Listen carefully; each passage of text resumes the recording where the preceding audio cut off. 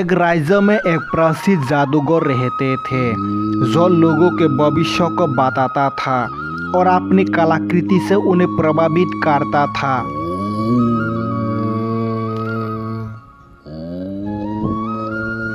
उस राज्य के सभी व्यक्ति आपस में जादूगर के कुशल की चर्चा करते थे।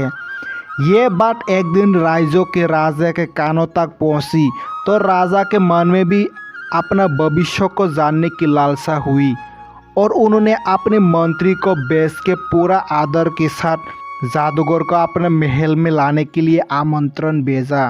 मंत्रीगण, जादूगर को महल में बुलाओ, उनके ज्ञान की आवश्यकता है। जी हुजूर, महाराज, मैं तुरंत जादूगर को आपके पास ले आता हूँ।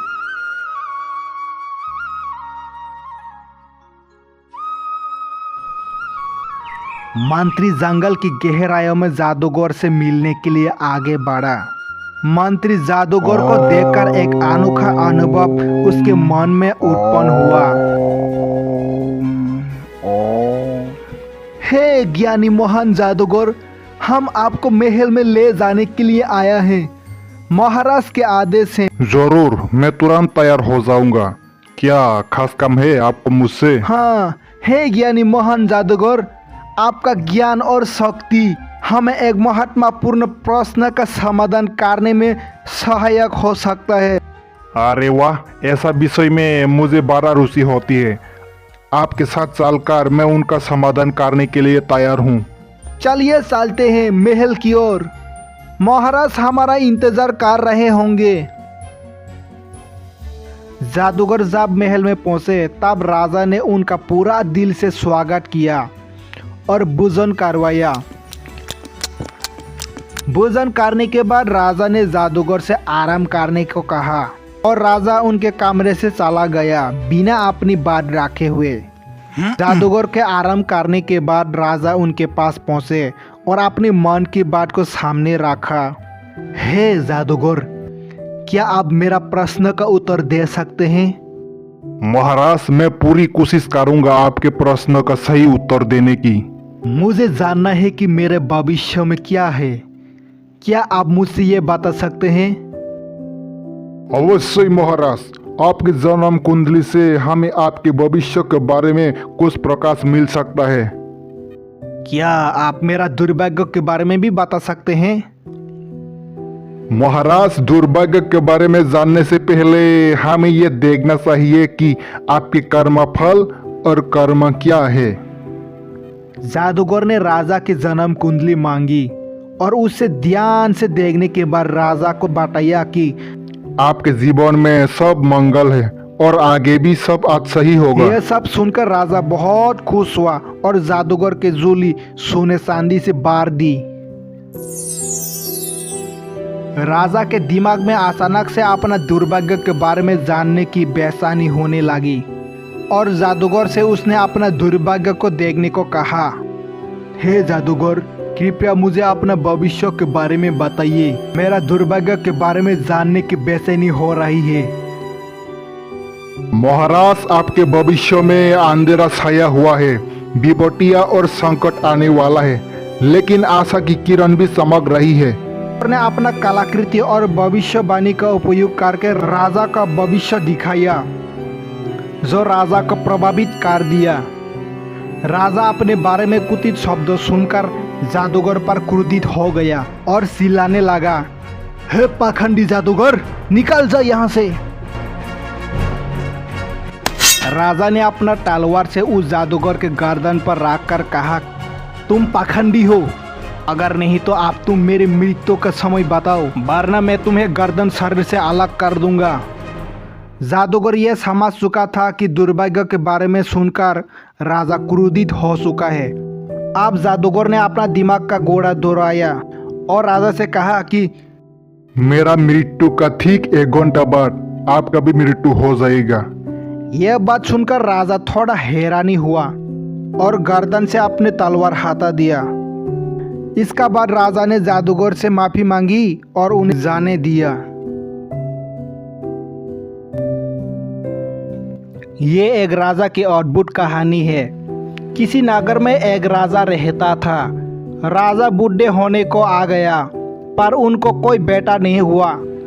राजा को यही चिंता दिन रात सताने लगी। अब मेरा इतना बड़ा साम्राज्य कैसे संभलेगा? इसकी देखभाल कौन कर पाएगा?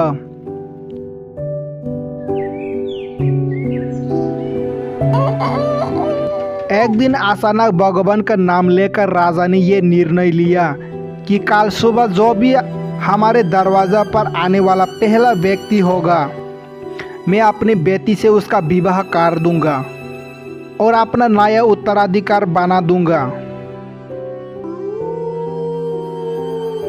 अगले दिन सुबह एक फटी पुरानी कपड़े पहनकर एक लड़का भीख मांगने दरवाजा पर दस्तक देता है।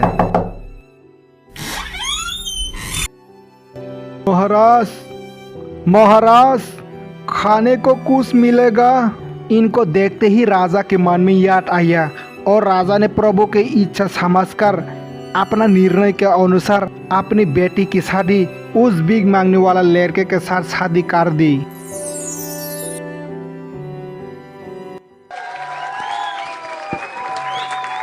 और अपना सारा राजपाट उसे देकर पहाड़ों पर सैन्यास को चला जाता है। अब ये नया राजा राजपाट के बारे में जानकारी इकट्ठा करने की कोशिश करते हैं।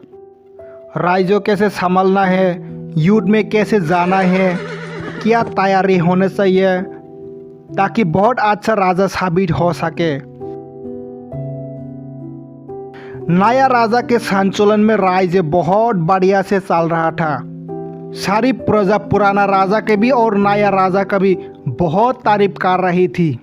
क्या राजा सुना है, महाराज ने समस्त प्रजा के हमदर्द बनकर सदैव खड़े रहते हैं। यहाँ राज्यसभा के एक कोने में एक कमरा रहता था जिसमें सिर्फ राजा जा सकता है।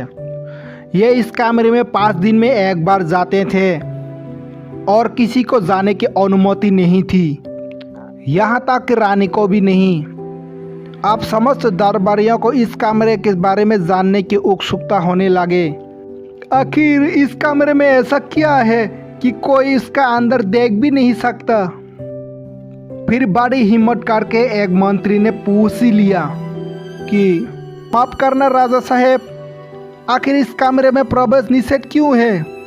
क्या है इस कमरे में? मंत्री जी पूछने के बाद भी राजा ने उससे कुछ भी नहीं बताया।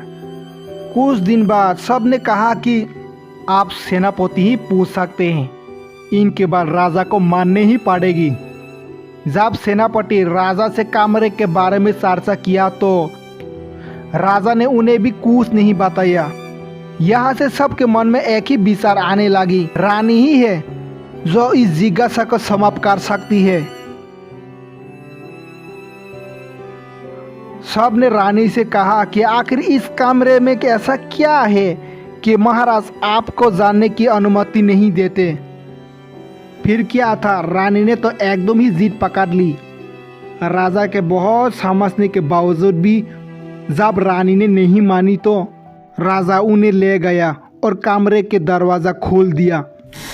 देखा तो उसमें कुछ भी नहीं था, बस एक फटी कपड़े टांगे हुए थे।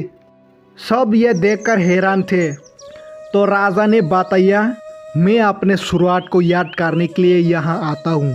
मुझे जब कभी भी अहंकार आ जाता है कि मैं राजा हूँ, मैं इस राज्य का सम्राट हूँ, मैं ही सबसे बढ़िया हूँ, तो मैं यहाँ आ जाता हूँ, अपनी शुरुआत को याद करता हूँ और अपना आप को बताता हूँ कि मैं यही था, यही मेरा शुरुआत थी। और वो तो पुराना महाराज का शुक्र मानो कि मुझे राजा बना दिया। थोड़ी देर के बाद जब अहंकार टूट जाता है तो सच्चे मन से बाहर आ जाता हूँ और अपना प्रजा की सेवा में लग जाता हूँ।